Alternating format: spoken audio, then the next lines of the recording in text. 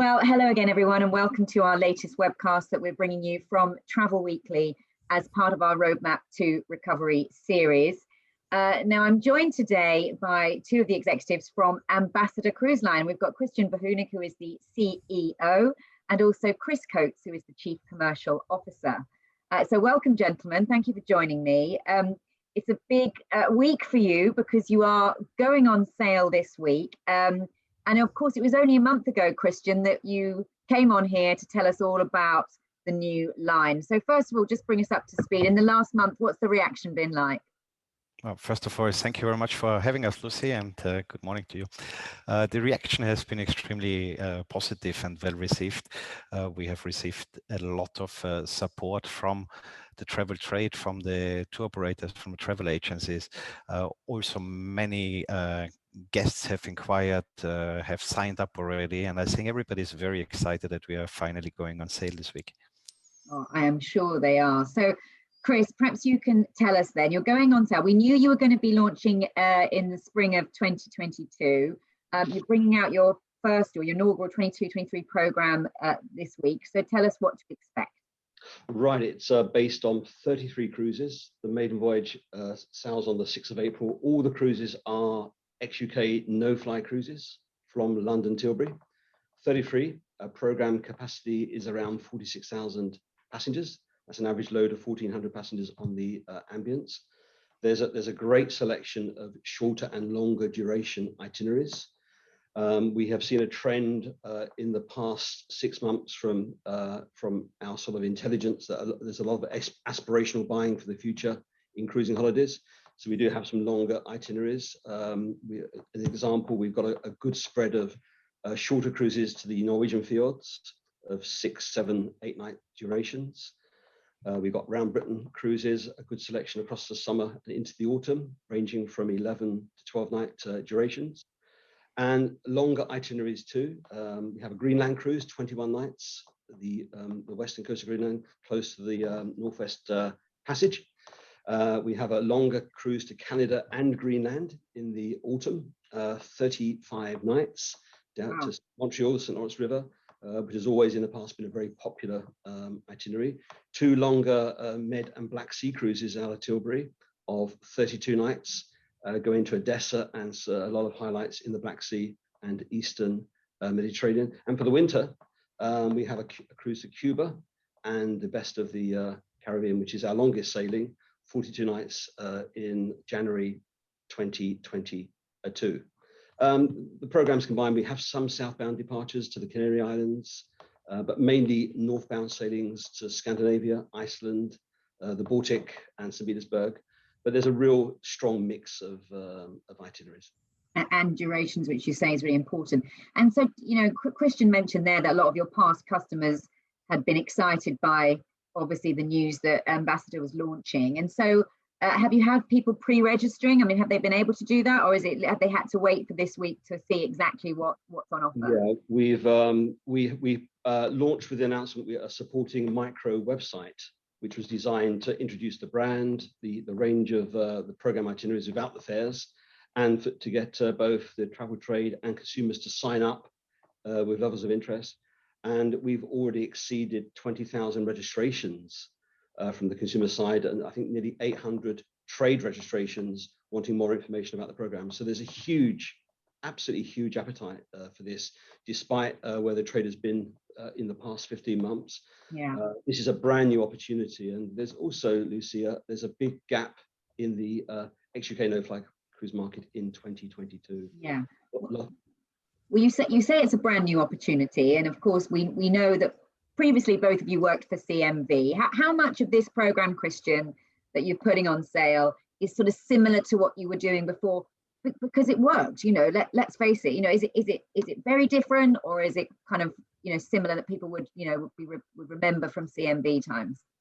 Well, I think what's important is that, you know, yes, it is a new launch, it's a new cruise line, but we have taken not only, you know, from our individual past experience, but also a lot of consumer feedback, consumer research. And I think the core is that we came up with Ambassador Cruise Line concentrating on the the specific market. We are age inclusive, but we are gearing all our program around the 50+ market.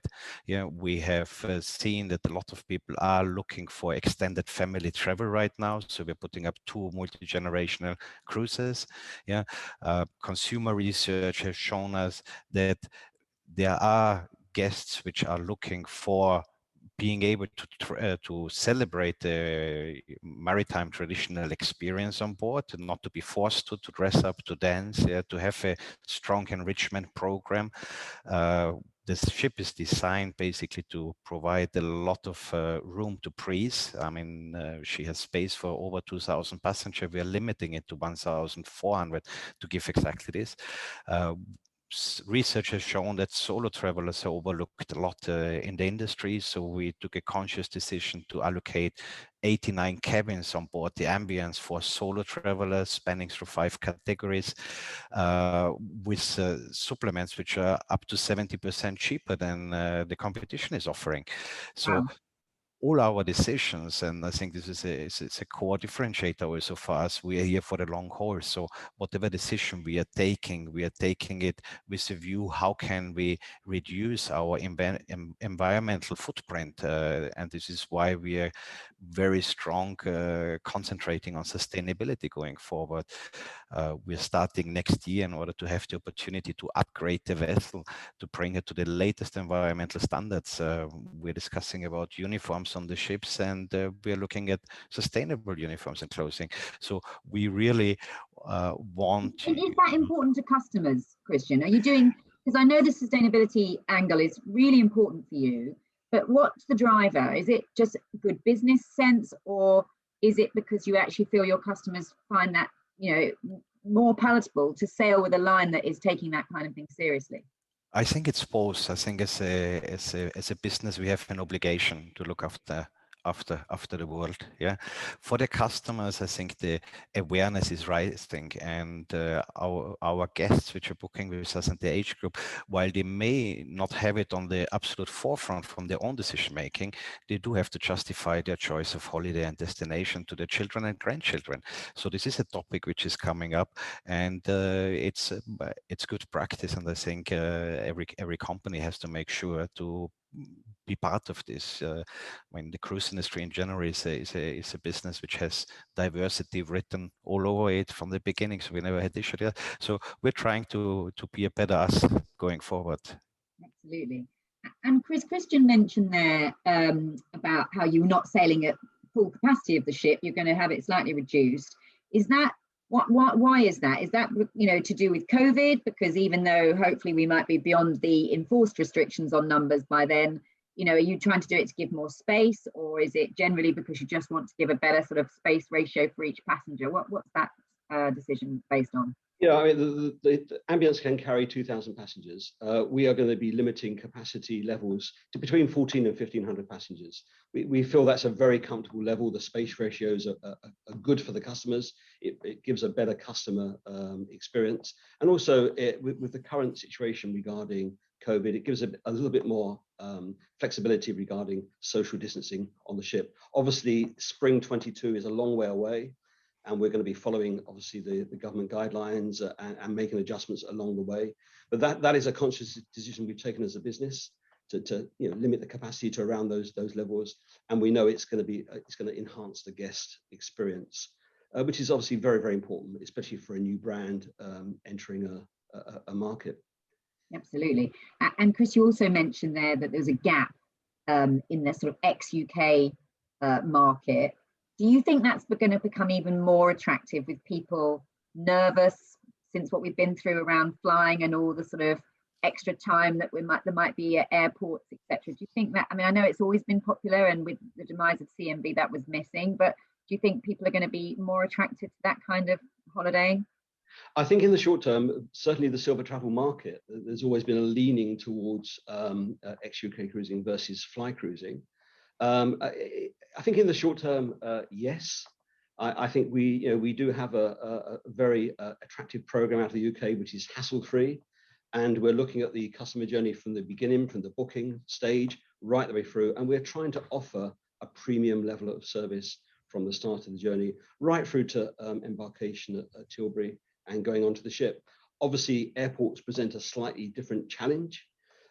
So I think we do have an advantage with using a terminus like London Tilbury. We will be the exclusive users on the day. Nobody else will be there turning around ships. And so I think that's quite a big point for customers. And you can drive right up, can't you? Right to the terminal.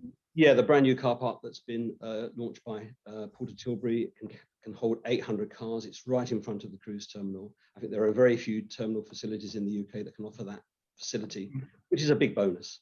Yeah, absolutely. And then, Christian, you mentioned pricing there. You talked about how your solo pricing, your supplement was 70% cheaper than competitors, which sounds good. Just talk to us about general pricing. Where are you pitching this from what and up to what in different sort of cabin categories? Well, I think to give you an idea, we have basically for this special promotion period now, and for this inaugural period, we have introduced two fairs, which is one is the fair maiden fair, which offers exceptional discounts to the full fares. We have 20% discount to the full fare, onboard credits up to £630 per person, depending on the cabin category, and discounts on offerings such as drink packages on board. For a 6-night Norwegian cruise, this starts out at £509 per person.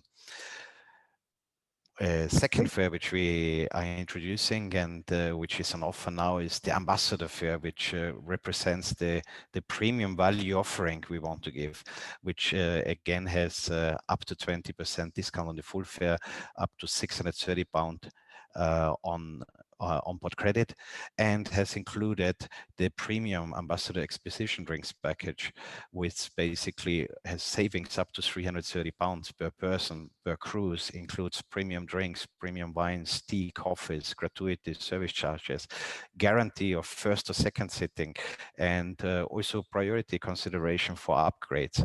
So I think they are extremely good and a wide range of fares available for everybody interested. I think sorry, Chris. Yeah, go ahead. When you benchmark these fares against the market pricing at the moment for summer 22, availability is quite limited for the main season. I think largely in part to the fact a lot of customers have now transferred again into 22. Displaced customers in 20 and 21 have gone into 22. So that has had an impact of increasing fares generally across the market. So the fares that we're going to be launching with are extremely attractive as a benchmark against the rest of the industry. The lead price of $509 for a 6-night fjord cruise is a pretty strong price compared to what's out there at the moment. And when you couple that with the 30% single supplement on 5 twin categories at the moment, these are very desirable fares, and that's why we remain very confident that the launch is going to get off to, I think, a bumper start. Okay, good. Well, I was fascinated to hear that you've got so many agents already signed up or, asking for more information. So, Chris, just talk us through what your sort of trade strategy is. I know you're very keen to be working with travel agents to sell your product, but presumably you're going to be sending them brochures. Have you started sort of training materials? Just bring us up to speed on what you're doing with the trade. Yeah, well, first of all, we've assembled a trade sales team. Lisa Jacobs is head of trade sales. She joined us in March. And we have 5 members of the trade sales team who've been working, liaising with the travel trade over the last 3 weeks. I think we've called out to the best part of 60-65% of the entire retail distribution in the UK of travel agents on a personal call.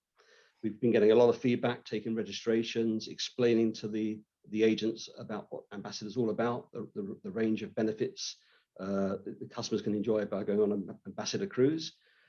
We have a training presentation that we've been sharing with lots of agents and starting to undertake training. We are working on an online training portal as well, which is going to be available probably in Q3. We've got a whole range of cooperative marketing deals for the travel agents, those that want to really practically support. Whilst quite a few have been in sort of hibernation over recent months, we are seeing a desire to want to engage with us on a marketing perspective, which is very, very encouraging. We've got a new brochure that's been printed. It's going to start doormatting on Thursday. Virtually all interested travel agents, I think it's over 2,500 agents, will be getting a file copy this brochure. Well, show it to us. Hold it right up there. Nice, very nice. Okay, we'll be looking at that. It's a landscape brochure, 68-page brochure. It's got a lot of detail about the itineraries and about the product, and about the range of offers. And there's file copies going to all the travel agents, and there's also bulk supplies going out. There's around 14,000 brochures being circulated and starting to hit the agents this week as well, to support a very big national advertising campaign, which we're launching this coming weekend. Brilliant. Okay, and if agents want to, really promote you, for example, in their shops or on their social media or their websites, they can contact the trade sales team, and you'll be looking to support them with that. Absolutely, 100%. The trade are talking to lots of agents on a daily basis already. And there's from the micro website that we produced for the registrations, there's been lots of interest from there. And we've been literally inundated with levels of support across the industry, the trade, from consumers, and from the media as well. So I think good to hear. Yeah, the indicators are favourable. Great. I mean, it's so good to have such a positive news story. Now, Christian, you just a second ago said you were in this for the long haul. And last time we spoke, I desperately tried to press you on what your future plans were, and whether this was going to be a one-ship line with Ambiance, or whether we were likely to see more ships coming. And you said, oh no, you were definitely wanted to grow the fleet, and I obviously tried to get you to tell us a bit more. Can you reveal any more about your plans going forward? Are you in talks over more vessels? How quickly can you grow this? Well, I think, we have set our purpose and vision, which is to inspire and delight every guest to enjoy this authentic cruise experience, effortless, sustainable, and we want and we will become the leading premium value cruise line, first in the UK and then further on. So we will obviously look to expand our fleet here. There are interesting opportunities around the world, and when we are ready to announce them, Lucy, like always, you will be one of the first to know about it. I seem to think that was the same answer you gave me the last time. So, a month down the line, I can't get any more out of him. But listen, it's very exciting. It's an exciting week for you. I know you're all really busy at head office getting ready for this. I hope agents get behind it. It sounds like consumers are really keen to hear more. So we wish you all the very best with the launch. And we'll hopefully speak to you again soon when you've got more news to tell us, Christian. Thank you very much, Lucy. Thank you for the opportunity. Thank you. All right. Thank you, Lucy. Thanks, both of you.